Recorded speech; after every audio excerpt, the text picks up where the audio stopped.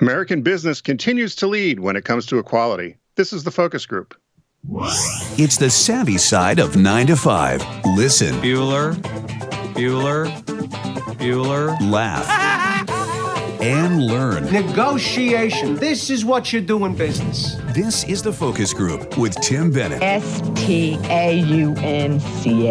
And John Nash. Keep your clothes looking neat and clean. We're all business. Except when we're not. Hello, everybody, and welcome to the Focus Group. Tim Bennett here, as always, with my good friend and co-host, Mr. John T. Nash. It is May 20th already as we storm toward a Memorial Day holiday weekend. I guess it's a Memorial Day. Is it Memorial Day holiday weekend? I guess that's what you would call it, John. We want to thank you for joining us. We're here live every Wednesday at 1 p.m. East through Facebook Live, also through our YouTube stream, which you can find us at Focus Group Radio on YouTube. Go to Focus Group Radio to find out all about us, as well as all of our programming, both audio and video. We have an audio podcast, which comes out every Tuesday, called TFG Unbuttoned, and you can find that there with us as well. How are you, Mr. Nash? I'm doing good, and as you said, I'm actually really. I think Garrett and Steve, our boys in the booth, said something as well about this. 90 days and counting. So, March turned into April, and now we're at Memorial Day. Wow! And it's nicer weather. So. Normally, there's a bit of a transition for me from spring to quote-unquote summer, but with all the stuff with the event going on and our stay-at-home, it just seemed to come up pretty quickly, didn't it? Yes, it sure did, and it feels like Connecticut was the last state today to start officially opening, I suppose is the right word. And but I was out driving around earlier this week in the PA area, and it felt almost a little bit like normal. There was actually some traffic backup. So I don't know if people are getting back to work or back to the office or just are tired of sheltering in place and want to get out and drive. I have a what I call a sideways metric for this, and it involves my cycling. So upstate, when we all got into the lockdown mode, exercise was always okay. You can go out as long as you're a certain distance from people. And up here, mostly it was chickens and cows, so I was safe on the bike. But from March till, for the first several weeks, if you went out, it was rare to see a car on the road. It was a car that rarely saw a car. Now, right. This past weekend, we had some nice weather up here, beautiful weather actually on Saturday, and I went for a ride, and it looked like a normal Saturday, a completely normal Saturday in terms of traffic. So my brain told me that these partial openings probably arrived just in the nick of time because I think people are getting a little bit stir crazy, and and suddenly it's like, okay, we've been inside for 8 weeks or 9 weeks. 10, 11, 12 sometimes. Let's get outside and do something. But there is a lot more automobile traffic, so I think you're correct about that. Yeah, that's for sure. So you mentioned the boys in the booth. Hello, Garrett. Hello, Steve. How are you? You guys doing okay? Doing great. Doing great? Are you just the sole people in the studio, or are there other folks joining you, or are you just in there, you two running the show? A few of the hosts come in, but other than that, it's just us. Okay. Yeah. Well, that's cool. Nothing holding the fort down. Want you guys to come back. Can't wait. Believe me, cannot wait. Who knows when all that will happen, right? Tomorrow, if you want. Just drive in. Just drive in. I was in the city last week, guys. I came in on maybe it was after the show on Wednesday or before that, but it was I was in the city for the show last week. You guys remember, because of audio issues, I was doing it with the iPad. It was a pleasant visit, and it was great to see my neighbors, and I took some walks with my neighbor Barbara. Of course, we all wore our masks, and we were socially distancing, and I noticed most people were, and I really loved the energy of it. I was like, I can't wait to be back around all these people again. Normally, you know me, Tim, I have a threshold. 5 or 6 days, I'm like, let me get out of the town and be away from this for a bit, and then I have to get back in. But I really felt the need to be around people. Well, when we were at Sirius, all you did was complain about the amount of people in Manhattan. You used to complain all the time when we would walk to the train station. You would get so angry. You'd be walking in the street because you felt the tourists didn't know how to handle the sidewalk. Stephen Garrett, you can back me up on this one. I'm sure you completely agree with my behavior. They do not know how to handle themselves, A, and B, yes, all New Yorkers, true New Yorkers, think it's too crowded all the time, right? Especially where Sirius was, right next to Times Square. Right. Next door, yeah. All the big towers of Midtown are there, Radio City Music Hall, and yeah, the Times Square was only. I forget it when the tree when the tree was up. That was real craziness. The tree. Yeah, you didn't want to go into work when the tree was up, man. That was always crazy. Hey, I know we were talking, or we have been talking about shows that we've discovered or we watched, but I watched a documentary last night. I don't know if you saw it, called Secret Lives, about two women. You know, did you see that? Lauren recommended that over at Deep Discount. She's one of our marketing people, and it's on my list to watch, and it's going to be the thing we watch right after we watch Hollywood. You have quite a list. Well, I don't binge watch. I can't sit in front of the TV for 5-6 hours. I just can't do it because there's other things that have to get done, and 6 to 7 hours of devoted to television watching is not my idea of a good time. It's not a bad time, but it's just not for me. So, but if there was a Star Wars marathon, though, somebody would have his ass plucked down there. Given that the marathon would involve the prequels and the new ones, no, you'd probably get me plonked down for Star Wars, Empire, Rogue One. In fact, that's my new trilogy. I bet the boys in the booth would agree. Rogue One, Star Wars, Empire. All the others can just go by the wayside. But Hollywood, we're watching carefully. You don't? Oh, Steve, you don't agree? I didn't even think Rogue One was that great. I mean, nobody did. Maybe but it is. I watched it and don't remember any of it.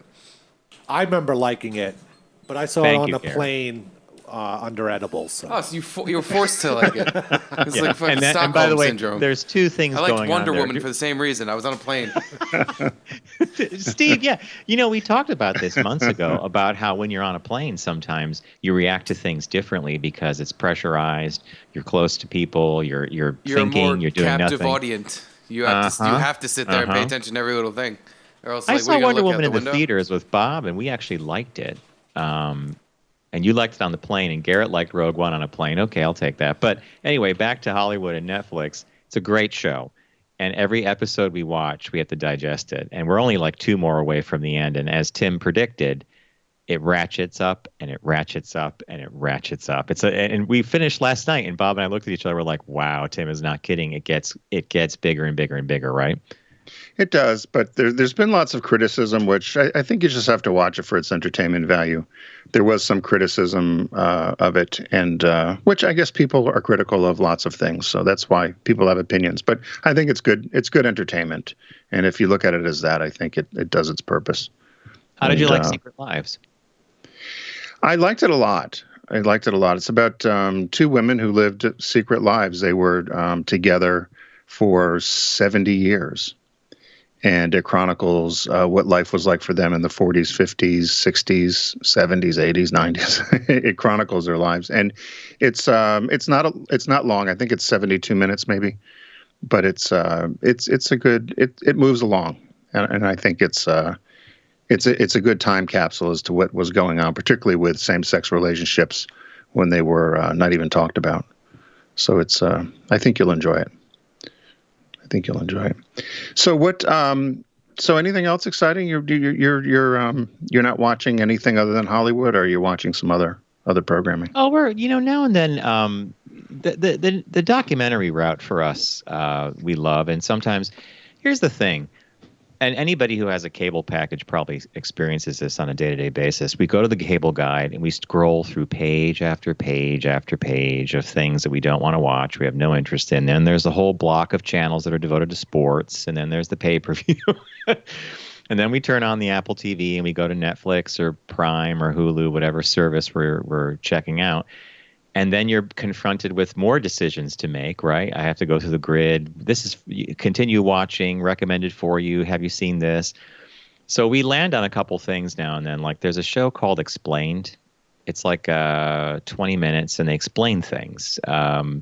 The other day they explained we watched 2 episodes. One of them was on athleisure, the rise of this concept of athleisure in fashion. I forget what the other one was, but it's just something that you could have on, and you could pay attention to it, but not like when I watch Hollywood or when we watch the Secret Lives documentary that you just mentioned. Like I'm fully engaged. Like, and so sometimes we just want TV to be on so we could do things like I could read my iPad or talk to Bob, and it's the friend in the background that's chattering all the time. So. There was something on one of the services, and it might have even been on Comcast. I can't remember, or Xfinity, but it was how to cut an onion, how to cut a pepper. There was all these things about things you can do in the kitchen. And they were only about 3 or 4 minutes long, but then I couldn't get it off because I kept trying to. That's my only confusion about a lot of these services. I have to end up shutting them. I have to end up shutting, like exiting, in order to get out of the menu. I haven't mastered that yet. But this whole thing was about just cutting basic fruits and vegetables and the proper way to do it, which was actually quite funny. Speaking because they of do give it to people. Go ahead.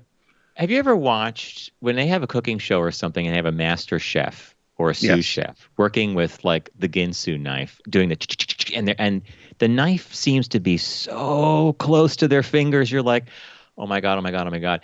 Like people actually learn how to do that stuff, right? Like how to manage the knife properly and how to cut the veggies and be super precise. Yeah, it's you're right. And I always look at, like, I'm thinking that myself, I'm going to slice a fingertip or I'm going to do something like that. So it always, it does scare me. But you use your first knuckles right below your fingertips, and you put the knife on that, so then there's no way you could cut your fingers. You mean Garrett, you bend your, like, let's say your middle 3 fingers to the first knuckle, and if the blade rests against and that, then you rub the blade against those knuckles, so that you don't have a chance to cut your fingers. That's what they do. Where did you learn that? You know, like everything. I cook a lot. That's why. Oh, wait a minute. 4 years, we're just hearing we cook a lot. How come we haven't received anything? All we see in that office is takeout. Where's our casserole? You see me eating stuff, I just don't share. I'm not a good sharer. Really? Even if you ask, he really doesn't. He's just like, no, it's mine. Fuck you. Well, and you can get away with that now. Nobody wants to touch, right? What's going to happen to the buffet? No one's going to go to buffets anymore. Oh, please. Garrett doesn't use soap. He wouldn't care about that. Good one, Steve. We haven't done the soap rant in a while. I think about that. Soap rant. Yeah. I think about that when I'm cleaning my private parts. I think of poor Garrett's girlfriend.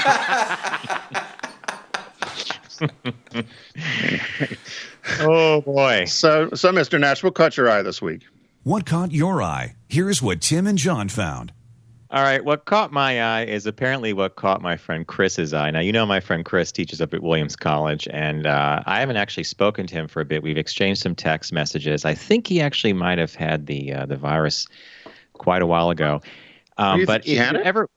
I think he did. He wasn't sure. Last time we texted each other, he had symptoms of maybe like a cold or a bronchitis kind of thing, so maybe he got it checked out. But if I ever want to know what's going on in an interesting cultural way, Chris is quite he's got a great Facebook feed. So I thought, I was looking around for Caught My Eye, and I went to Facebook, and I see Chris is in there. And he had a posting, and the posting is this. The inn at Little Washington thinks mannequins will make social distancing less awkward. The Michelin-starred restaurant hopes to make its dining room feel less empty once customers return at limited capacity. So this is an area restaurant in the D.C. area, Northern Virginia area, famous for show-stopping presentations of its haute American tasting menus, has come up with a equally theatrical, albeit a little creepy, way to make the dining room feel less empty. So what they're going to do is they're going to set up all the tables, they're going to socially distance them, and tables that can have customers will obviously be ready to be seated. And in the tables where you're supposed to like keep distance, they're going to have mannequins dressed in period costumes, which I thought was kind of hilarious when I saw this. I thought, oh my God, they're thinking it's more like a performance art thing. That's how they're looking at it, because it's like set decorating and all that stuff. The look and the feel, the performance art is still being worked out. But a spokesperson says couture sets will align within the whimsical vein of the inn's reverently irreverent approach to hospitality. I had to reread that a couple times when I was doing my notes. The inn's reverently irreverent approach to hospitality. The restaurant is working with Arlington's signature theater and design founder to build the sets, as they're calling the dining room. So it's a cool property, and there's also about a 23-acre or 20-acre property surrounding this that they're going to have picnic tables and stuff set up on as the summer progresses, so you could dine al fresco and still be separated from people. But I just think that I would like to go purely because who doesn't want to sit next to tables of mannequins? I mean, it will be kind of creepy in a way. Like you'll be eating and you'll be like, is that person looking at me? No, they've been looking at me all dinner because they're a mannequin. Now you saw this as well, right? You came across this. No, I saw the story. I've been to the Inn at Little Washington probably 5 or 6 times. It's a Never great. mentioned that. Seriously? Oh yeah. No, that's why I saw the story. That's why it caught my eye too, is because it's in a great little town. It is typical of small town Americana, and the restaurant is fantastic. The owners are hilarious, and we're friends of mine. And they have a phenomenal 4th of July weekend celebration there, and that's when you're talking about the property that surrounds, and people picnic, and the fireworks are great, and there's a parade, and it's a great little town, great place. Great restaurant. It is expensive because it's Michelin rated, but it's certainly worth the trip. It's probably, I'd say, 60, 70 miles west of DC. And my friends in Culpeper. That's how I know. I used to go with those guys. And you're not kidding about pricing. It says here with tasting menus that run $248 per person before pairing of wine. It's a luxury draw for big spenders from DC. So if you were to go from Philly, that's a couple hours, right? Yeah, it's probably 3 because of traffic, probably 3.5. Yeah, but it's fun. It's a beautiful part of the country. It's and there's lots of other things around there in the Rappahannock County, and you pronounced it correctly. I was going to ask you about that because they. How do you know I pronounced it correctly? I could have pronounced it wrong. I'm staring right at it, and I practiced beforehand because it was Rappahannock, but you said Rappahannock. Rappahannock and Culpeper and the farms and the horse farms.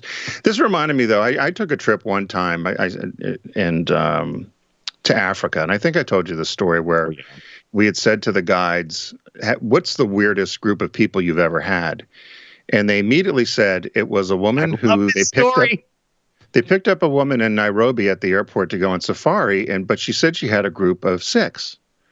So she had all these trunks. And they pick her up and they load the trunks up and she doesn't say anything. And they keep saying, where is everybody? She goes, oh, we're here. And as they're driving, they didn't really pay attention to her in the bus and the van. She unpacked these mannequins and set them up next to her. She put 3 in the back and 2 next to her. And the guy's looking in the mirror saying, oh, my God. So she paid for the 5 mannequins plus her to go on this safari. And I said, what'd you do? She says, we took her on safari. We got pictures with her with the mannequins of different poses. And she was some crazy from London. So, did you practically cry with laughter when you heard that? We were that? screaming because as they told the story. That. Period. But I could see the same thing happening here, couldn't you? You could go to the restaurant and you could be sitting with the mannequins and get your picture taken. So, hey, before we continue, I think we have Billy on the phone, right, Garrett? And he wanted to talk a little bit about some of the reopening here in New York State. Hey, some of my best friends are mannequins. Welcome, Billy. Welcome. How are you guys doing? We're doing well. More restaurants have opened in Beacon. It's pickup only, curbside, and our lonely sort of gay bar has kind of opened up. Gay-friendly bar, anyway. But it's how does that even work for a bar? Are people basically just outside? Yeah, they have an outside patio, so you can order, and there's social distancing outside. But we got away from the cooking, baking, and now we picked up about $100 worth of liquor, so we're trying a different venue now. Edwin's become quite the bartender. Well, there was a picture on Facebook that explains that picture of Edwin behind all the bottles, and it did look like it was a bar setup, right? Yeah, just a little bit, yeah. Well, that was even order online and pick up. You had to order online from that big store on Route 9, and then you pull up and you text them that you're here, and they come out and they put it in the car for you, and away you go. Yeah, we've done curbside for a couple of restaurants. It seems to work fine. In fact, I've got to order a couple dinners between now and Friday because I put them in the refrigerator, and we have obviously Instameal, right? But it comes from a nice restaurant. I was curious on the restaurant. If Beacon has some restaurants that are opening, is that also outside dining, I guess? They haven't done that yet. It's still it's curbside pickup. Okay. Yeah, but it's probably up, I'd say 40% this past weekend and the past 2 weeks. it's really ramping up. More people are coming out because we're a destination town anyway. You're a beautiful town, actually. You live in a beautiful part of the state. I wasn't aware that, our capital district up here near Albany just opened today for phase 1. Non-essential pickup and Bob went to Lowe's earlier. He said it was packed because all the construction folks are now able to get onto the sites with just more than one person or something. So, I'm optimistic. I hope people are. When you're out, Billy, do you see people wearing masks and taking care? It depends on the religion. Because I have to go to Sullivan County, and let's just say it's a large Hasidic influx, and you will rarely see a mask on them. So we're having that issue, but they have high numbers in their problems anyway. In fact, Mayor de Blasio had to shut down a school in Brooklyn, a yeshiva, that was not paying any attention to any of this distancing and mask requirements. I don't even think the mask is that onerous, honestly. Once you get used to wearing it, you're like, okay, and I can do the sanitizer. But you're right. That is something of an endemic thing for that community, right? Yeah. Tim, maybe you might know somewhat about this. I have to travel in PA next month, and I already talked to one of my friends who is a kind of a truck driver, and he says the rest areas are not open. You can't stop for a speed break when you're traveling the interstate. So is there anything like that down around in your area? Yeah, no, that seems to be the complaint, because John and I were actually talking about doing a cross-country drive for one of our clients, and that seemed to be the issue, is that none of the rest stops in a lot of states were open, as were hotels. We weren't able to book hotels. So it's I'm hoping that as all the states have started to reopen, that obviously the rest stops will be one of the first things that they get open, because if you're a long haul trucker, you're just driving long distance, you need to stop and use the facilities. So, but I don't know about as of today, but I do know that was an issue. Yeah, it's a long ways to Altoona. All right, we're going to move on with the show, Billy. Thanks for calling in, and hello to Edwin. Yes, we'll wish you were biking with us this weekend when we're walking. Okay. Later. Take care. Thank you. So speaking of biking, my caught my eye. The headline is "Bicycle Sales Surge as Americans Seek to Avoid Mass Transit and Get Exercise." So they highlighted a number of bicycle shops across the country, and there was one particularly in Oregon and California where they said that this one guy, Mike Olson, owns 13 bike shops, and he said he hasn't had a moment's peace since the event. He's sold out of bicycles. In some cases, his sales are up 60 to 80% over the last year. He said just in April alone, his sales are up 30%. And in most cases, across all his bike shops, up over 60%. And they said he's trying to hire 40 more staffers to take care of the surge. And so they said what they think's happening, because then they started talking to a number of other bike shops in New York and in the Midwest. And they said that people are seeking other ways to exercise, because as gyms have been closed and people can't exercise, they're turning to their bicycles.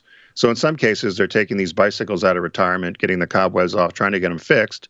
So they're going to bike shops, or they're just saying, let me go buy a bike, because at least I can get outside and ride and get exercise. The other thing that's happening is parents are getting their kids out on bikes too, to try to get some of the energy out of them and and get them some exercise as well. So they did a study. There was a group that just did a study, and they're called Wintergreen Research, and they talked to 1,000 Americans and asked them what their opinion was of cycling. And they said 80% of the Americans see it as a safer alternative than to taking public transportation. And they expect that this is going to last for a few years. And so Trek and a number of bike companies are trying to source bikes. The big issue, of course, is a lot of these bikes and the parts are made in China. And as those factories get online, they're trying to refill orders. But it's turned into a booming business that nobody really expected. And, I would like to see more people riding bikes and more bikes on the streets and people being healthier really? that way. Would you really? I would. If in Philadelphia, Philadelphia tried and they botched it up, I think. They have roads that they just dedicated for bikes, and then they kind of did the half and half. And what ends up happening is when you do that, people just go anywhere. And so rather than having designated bike routes for people for commuting, because Philly's streets are so narrow, it would make a lot of sense. And before you make a comment, though, just one final thing, I did laugh about this. They said that lots of unpopular models are being snapped up as well, which they're excited about because of the colors of orange and turquoise, which are the worst selling colors for bikes. Who would have known? And also really small bikes and really big bikes. But they said people are desperate. Sales are up in some cases in New York State at 300%. And but pricing, people are starting to price gouge on eBay, of course, who didn't expect that. So, okay, so I love this piece because I cycle, but I see a lot of what I call, hey, let's take that bike out of the garage, fill the tires, and go for a ride. So the other day we're riding along a road, which is a fairly trafficked road, has a speed limit posted at 55 miles an hour, and we see 3 people riding in the middle of the lane. La da da da da, yeah. You know, with the little baskets, and you're thinking.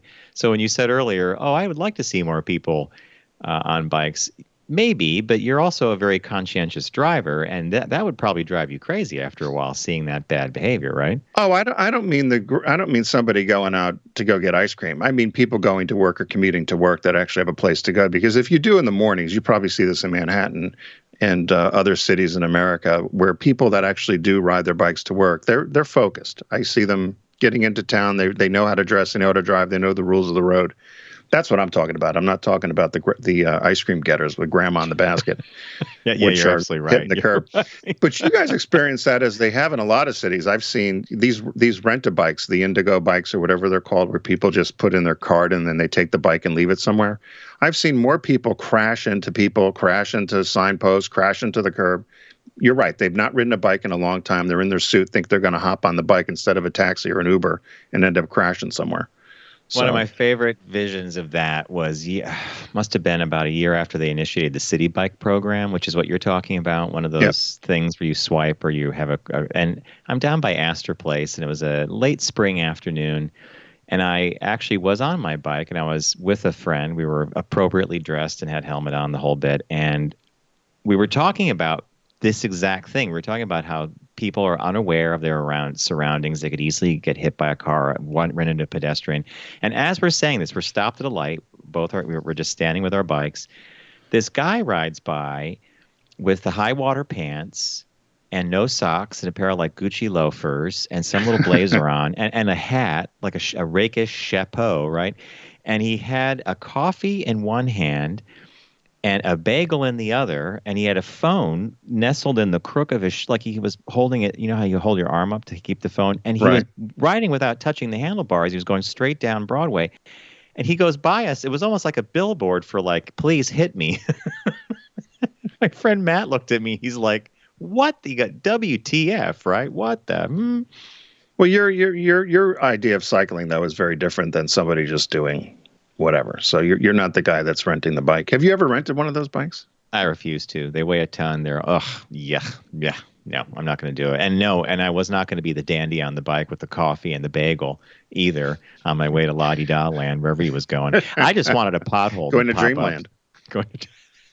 Nicely said. Going to Dreamland, yeah. So our business birthday today comes from a listener. Everyone does celebrity birthday greetings, but the Focus Group is the only show in the universe that celebrates business birthdays.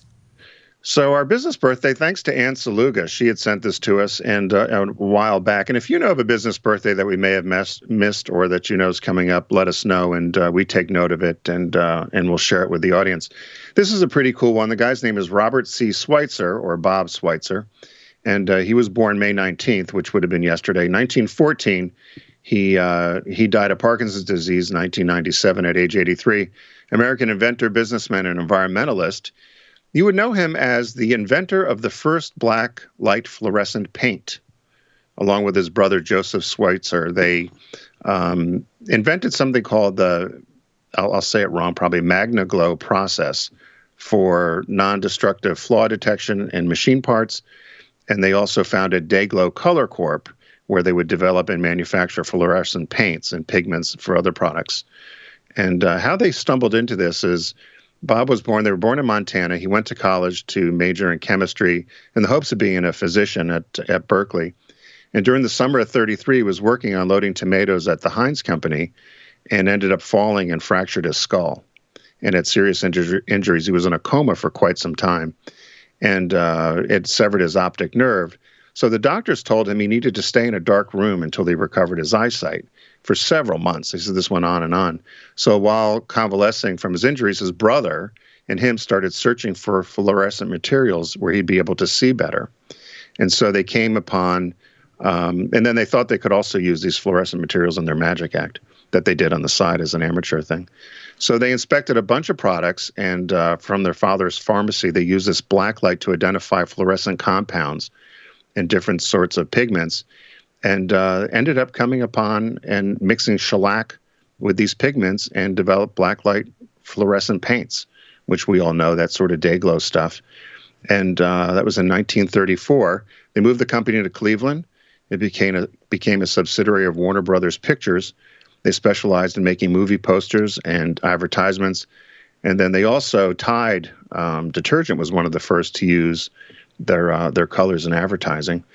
And so the fluorescent paint business was started. They did lithographs, makeup, fabric dyes, etc.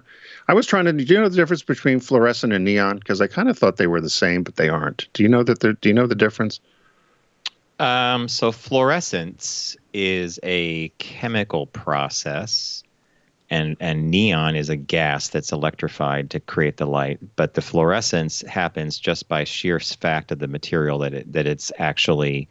Like, because there are some animals that have bioluminescence, which is sort of like fluorescence, I think.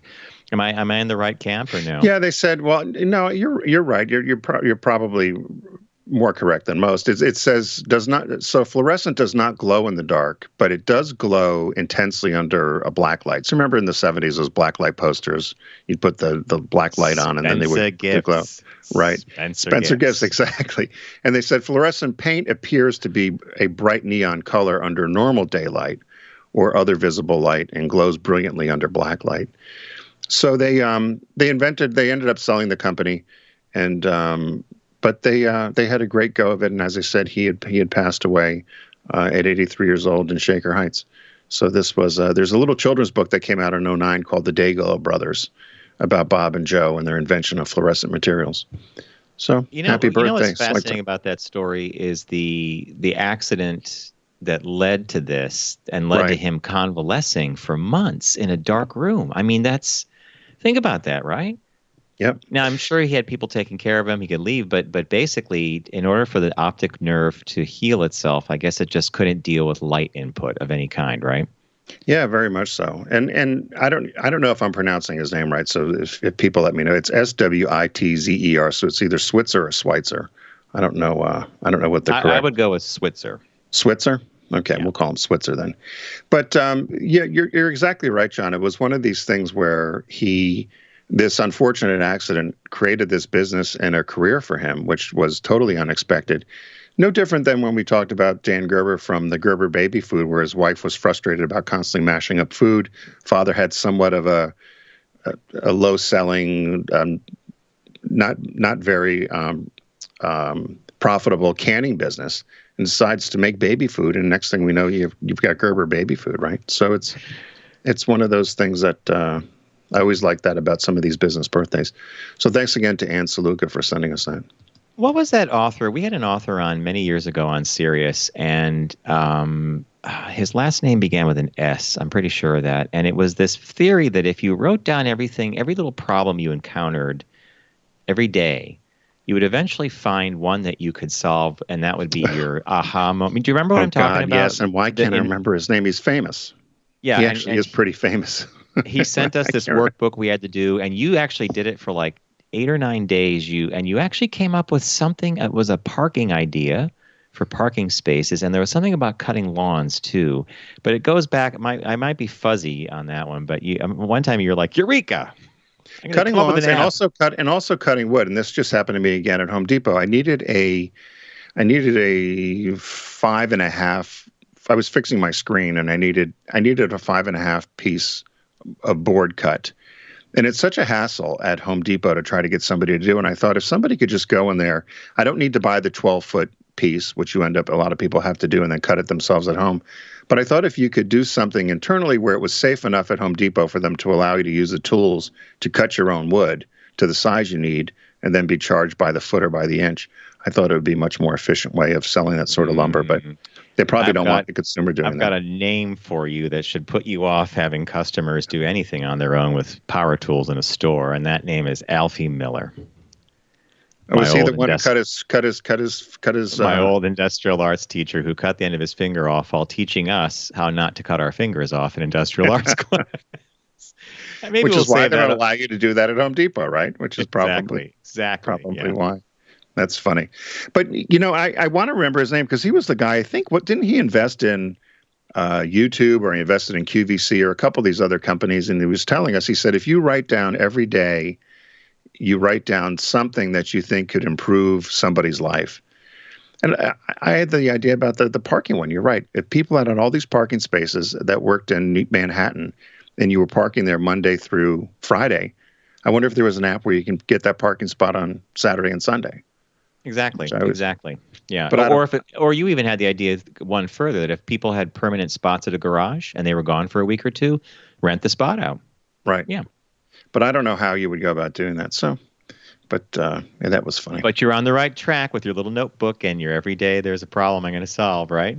You know what? I think we should institute that again. You ended up not doing it, though, did you? Yeah, I lost interest. Oh, boy. All the problems I wanted to solve are solved already. So I have to come up with a whole set of problems. Solved already? The better mousetrap. You're going to build the better mousetrap. Don't you think? It goes back to the business birthday stuff of the baby food company or this fluorescence thing. Like, necessity is often the mother of invention. And it's those little things that people do that make a difference, right? But then again, you look at the pet rock, which was big in the 70s. There was no need for the pet rock, but he sold rocks in a box with a little bit of hay for, I don't know, what was that, $5.99 a rock or something? They went crazy. Well, it's get in, get out. It's like those fidget spinners, right? Everybody had the fidget spinner. We need to get it. We need to get in, get out.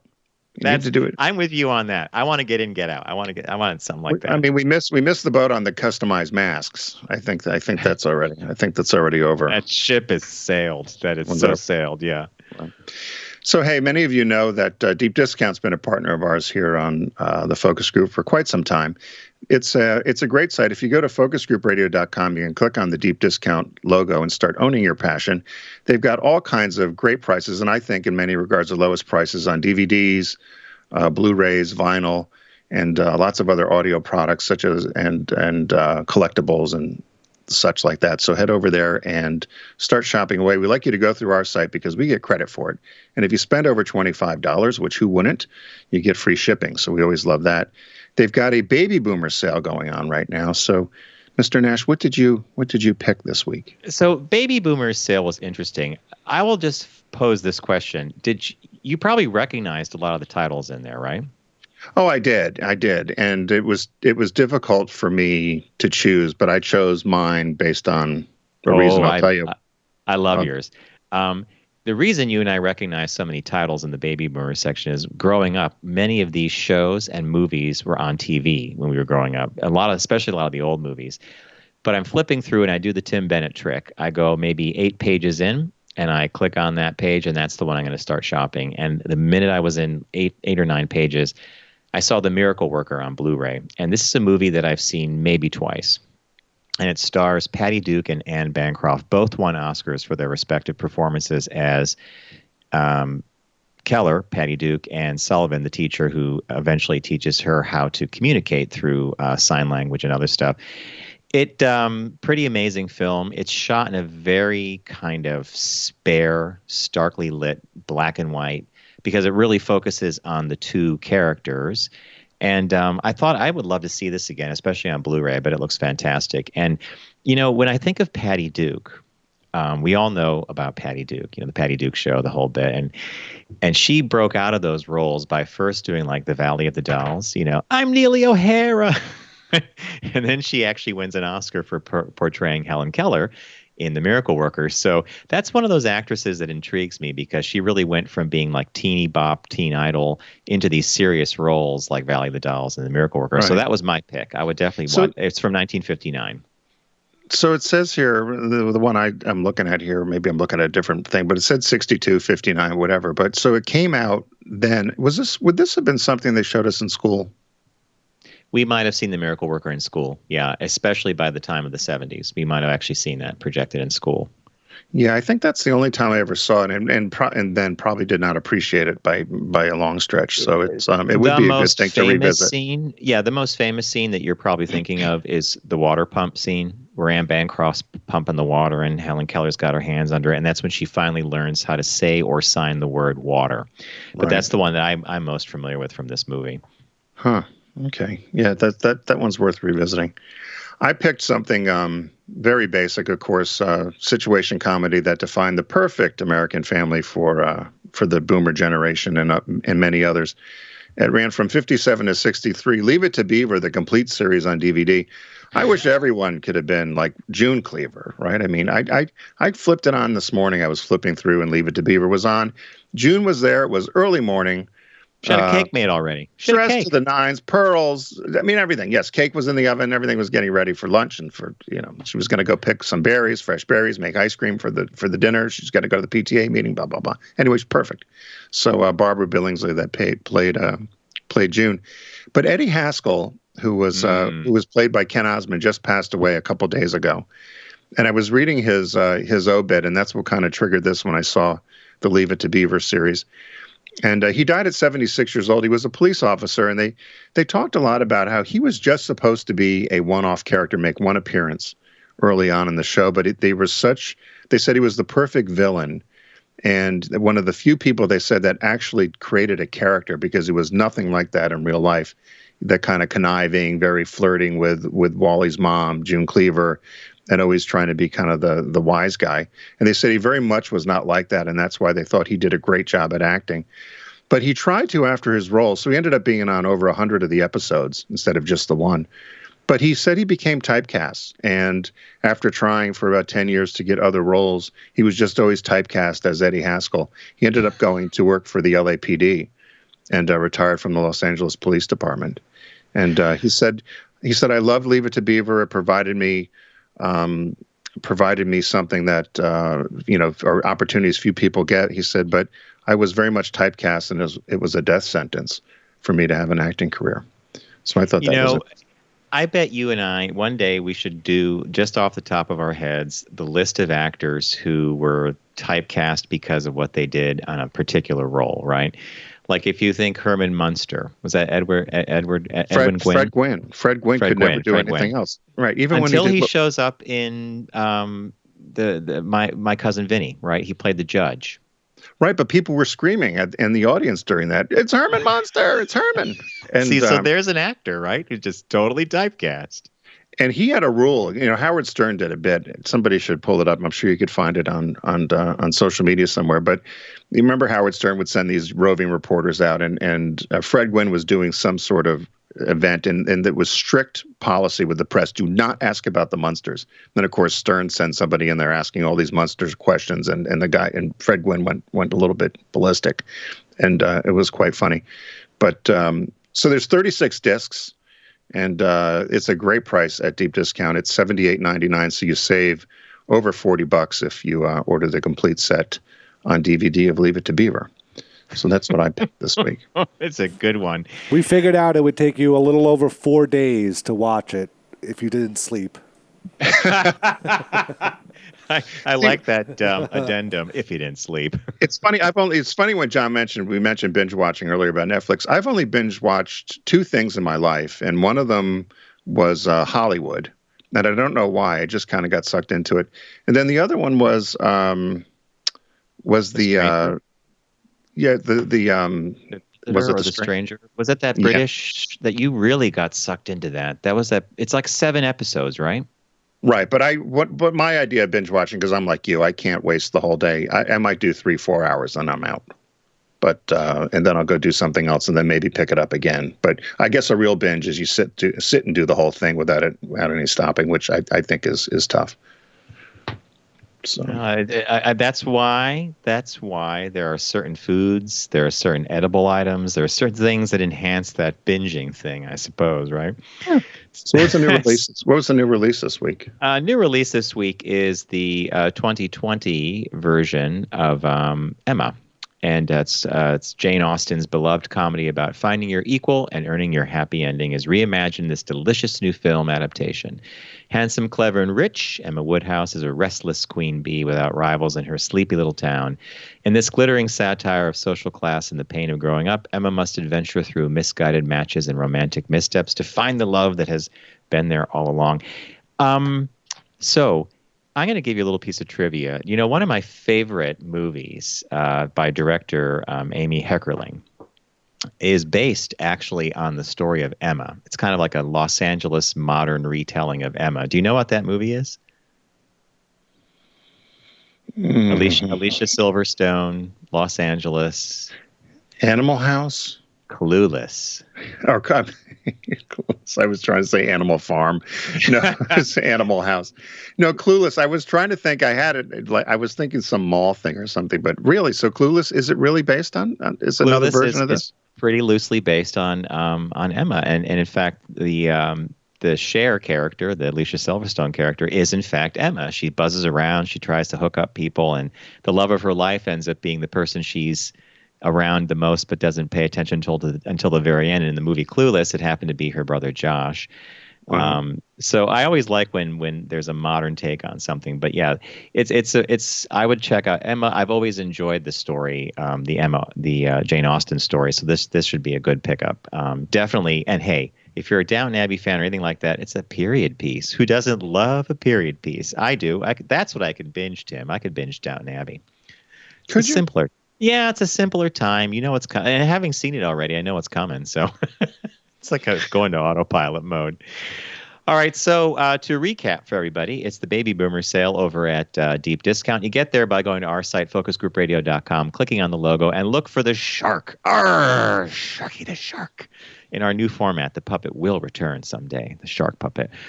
So Boomer sale, Tim picked the Leave It to Beaver complete series collection. Cool to watch that. I picked The Miracle Worker on Blu-ray.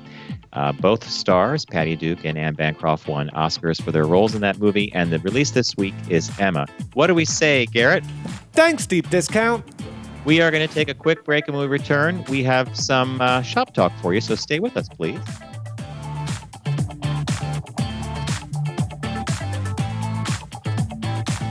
You're listening to The Focus Group with Tim and John. Learn more at focusgroupradio.com.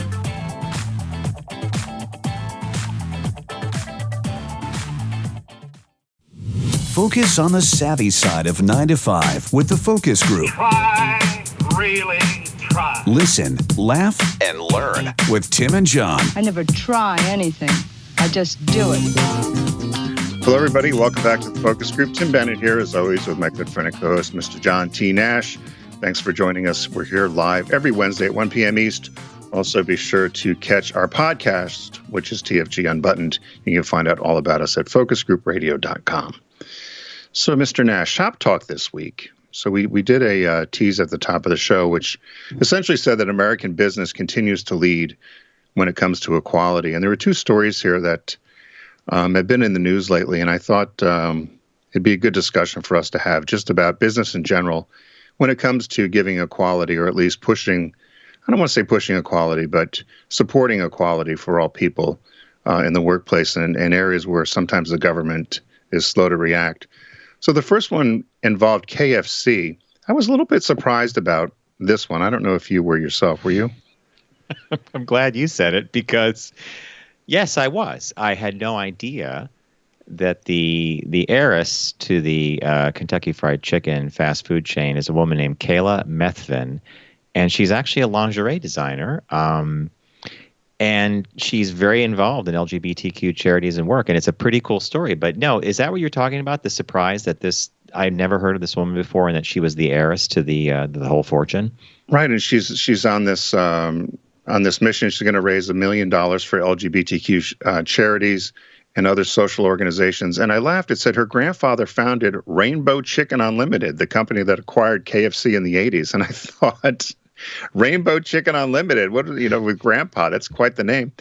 And their plan is to also hire a number of LGBTQ people, domestic violence survivors, also people in the sober community, and help them get back on their feet. and get work and experience. And I just thought it's something she didn't have to do. And I thought it was something where she was using the money and using the power of the company that she's associated with as the heiress to spend the money to help foster equality. So I thought it was an interesting story. Well, I also think that what I liked is that she's specific to the industry she wants to help. So she's giving people opportunities to work for themselves in the fashion industry, learning the ins and outs, because she herself, as we said earlier, has a line of designer lingerie. So I thought that it was just you found this, it was not a long article, but it was a nice piece though, because it reminds you that there are people that are out there being champions for the community and doing really cool things to help people out and let them get ahead.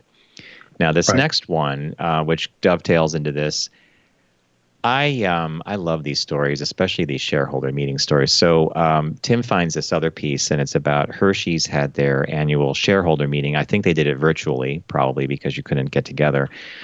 And during the meeting, the CEO was asked a question by a man named Justin Danhoff, and he is the general counsel of the so-called, I love the way the article plays it, National Center for Public Policy Research and director of the Free Enterprise Project. Basically, it's organizations that are promoting the concept of religious liberty, specifically for the Christian faith, because I don't see a lot of this going on in other faiths, but maybe that's just me. Yeah, no, you're exactly right. So this is about the religious freedom laws and the bathroom laws and all the other issues that have been boiling up under the current administration.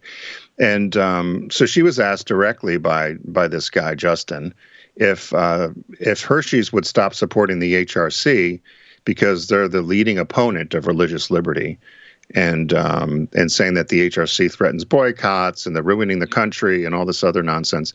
And her response was quick and swift, and she said simply, "Inclusion and diversity are incredibly important values to us here at Hershey Company, not only to our culture but also to our business." So she just, in no uncertain terms, said, we'd rather have we'd rather value diversity than anti-LGBTQ bigotry. Mm-hmm. And I just thought for her to stand up and do that and directly answer it head on, good for her. She's the first woman to ever lead Hershey as the CEO, and I just thought good for her for confronting it directly and not dancing around it. She put it right out there. It reminded me of what you and I learned from Tim Mahoney many years ago when we worked at Subaru, because then they started to want to have an engagement and a chat with her. And one of the things at the very end was they said that the company did not respond to his rant afterwards when he got upset that he didn't get under his skin.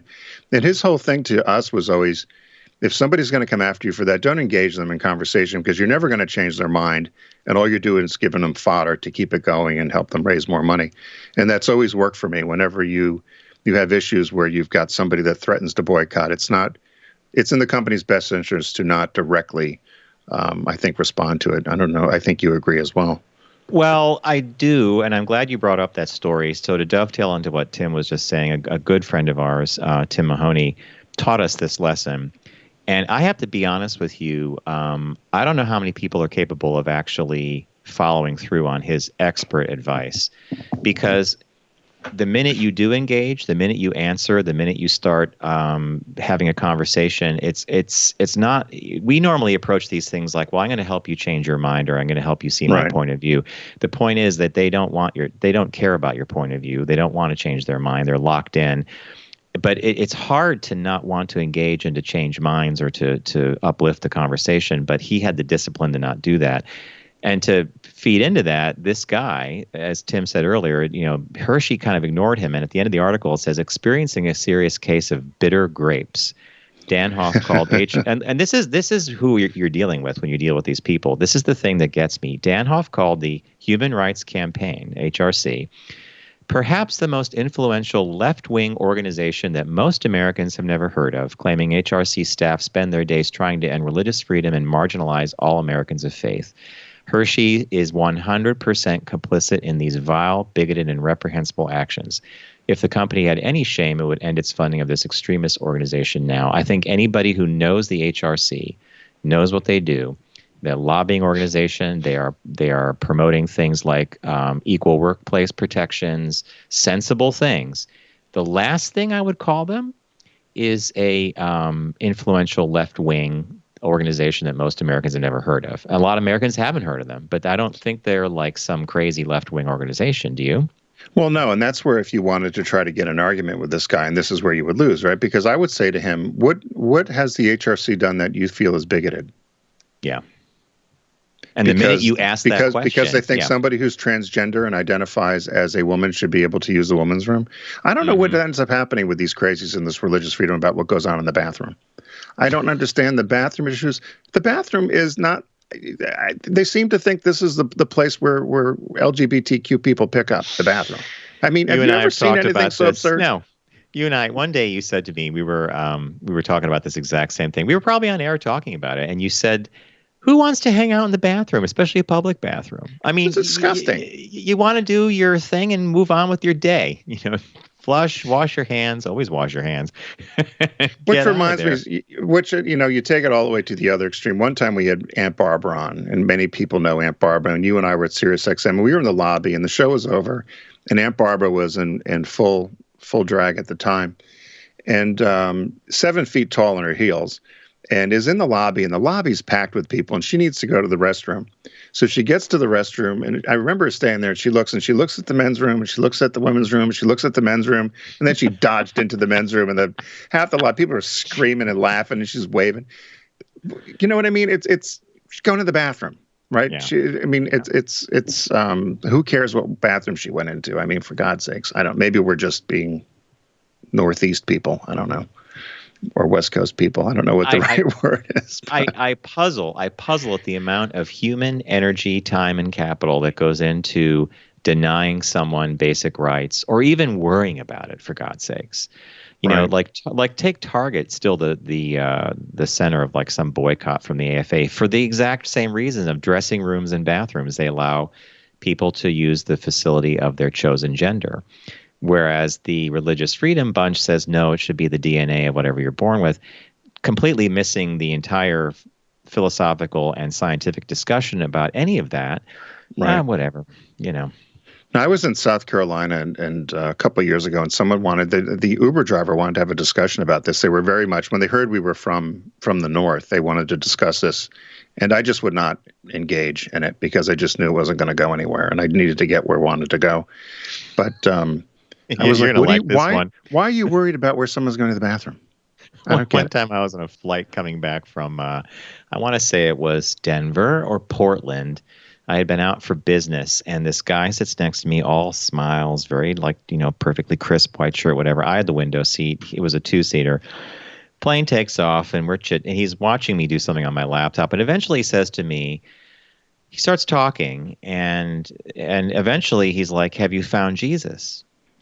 And I instantly clicked into and I'm like, no, I said, is he lost?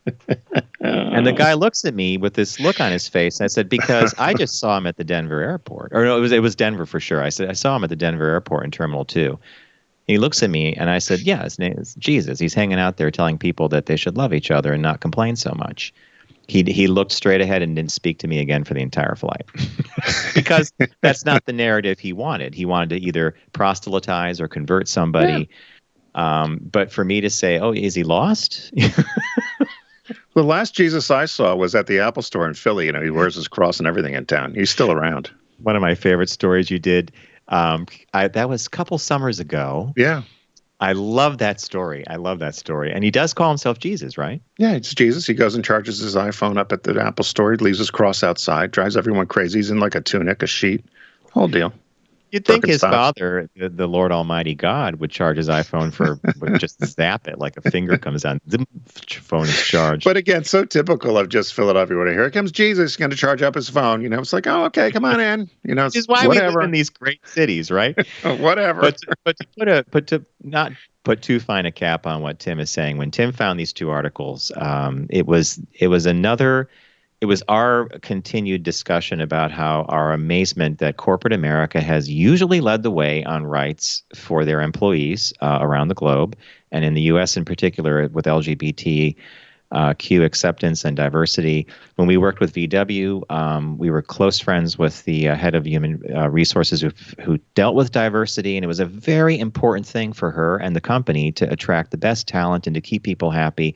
And then you go a couple rings out of that to government or the religious freedom stuff, and it has little to do with attracting talent, keeping people happy, personal growth, all those positive things. Right. Instead, it comes down to this, like, you can't do this, you can't do that, you shouldn't even exist. Oh, but wait a minute. If you say, you're going to recant your sins and you love God, you never touch anybody else for the rest of your life, maybe we'll let you into heaven.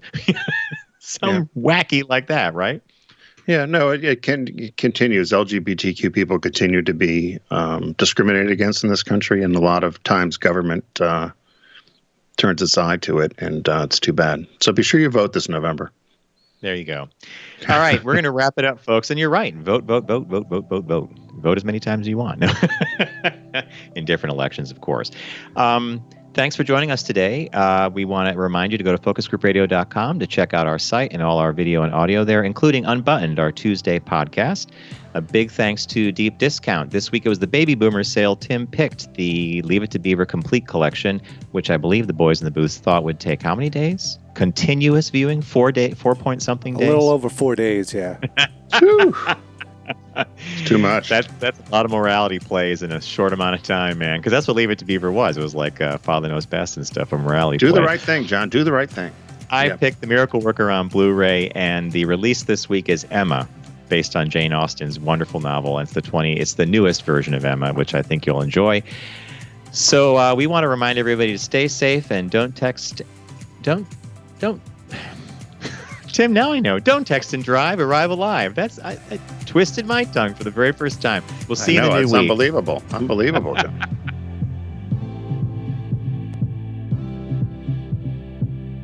It's The Focus Group with Tim Bennett and John Nash. Accessible on all platforms. Subscribe, like, and rate us on your platform of choice. Learn more at focusgroupradio.com. That was a stunning focus group.